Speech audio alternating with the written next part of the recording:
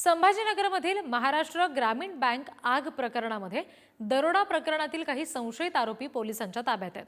दरोडा प्रकरणामध्ये 8 ते 9 आरोपींचा समावेश असल्याची शक्यता आहे। संभाजीनगरमधील सगळं प्रकरण आहे।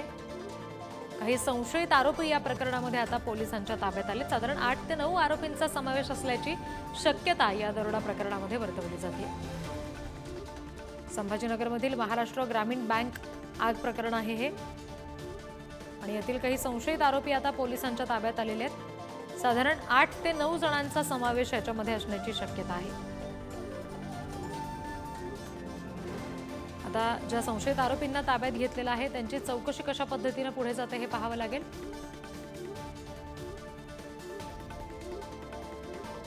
दरोडा प्रकरणामध्ये या आरोपींना आता पोलिसांनी ताब्यात घेतलेला आहे। महाराष्ट्र ग्रामीण बँक आग प्रकरण आहे हे। आणखी तपशील आपण घेणार आहोत। प्रतिनिधी नितीन थोरात आपल्याशी जोडले गेले त्यांच्याकडून। नितीन, आता जे आरोपी ताब्यात घेतलेले आहेत त्यांच्या संदर्भात काही खुलासा पोलिसांनी केलाय का? त्यांच्या चौकशीतून काही समोर आलंय का?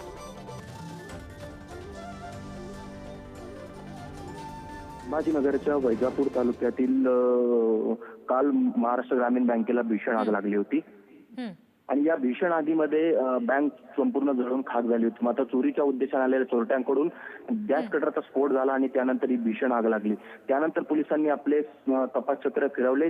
24 तासात जवळपास 4 ते 5 जणांना पोलिसांनी ताब्यात घेतल्याची माहिती समोर येत आहे। तशी माहिती देखील स्थानिक गुन्हे शाखेच्या एका वरिष्ठ अधिकाऱ्यांनी आपल्याला दिलेली आहे। त्यामुळे आता या बँक चोरी प्रकरणातील या सगळ्या घटनेमधील आणखी कुठले कुठले आरोपी समोर येतात किंवा ही घटना नेमकी चोरीच्या उद्देशाने करण्यात आली होती की फक्त कागदपत्र जाळण्याच्या उद्देशाने करण्यात आली, या सर्व अँगलने पोलिसांकडून तपास करण्यात येतोय। आणि ही सर्वात मोठी छत्रपती संभाजीनगरच्या गुन्हे शाखेची कामगिरी म्हणावी लागेल, कारण एवढ्या मोठ्या प्रमाणात नुकसान झाल्यानंतर कसोशीने तपास करून त्यांनी 24 तासात या संशयित आरोपींना ताब्यात घेतलेला आहे। त्यामुळे आता हे आरोपी नेमकं कोण आहेत, कुठले होते, यांचा चोरी करण्याचा उद्देश होता की आणखी काही उद्देश होता, हे आता येणाऱ्या काळात समोर येणार आहे। मात्र काल झालेल्या महाराष्ट्र ग्रामीण बँकेच्या या जळीत घटनेमधली ही सर्वात मोठी अपडेट म्हणावी लागेल। रिद्धी जी, धन्यवाद नितीन दिलेल्या माहितीसाठी।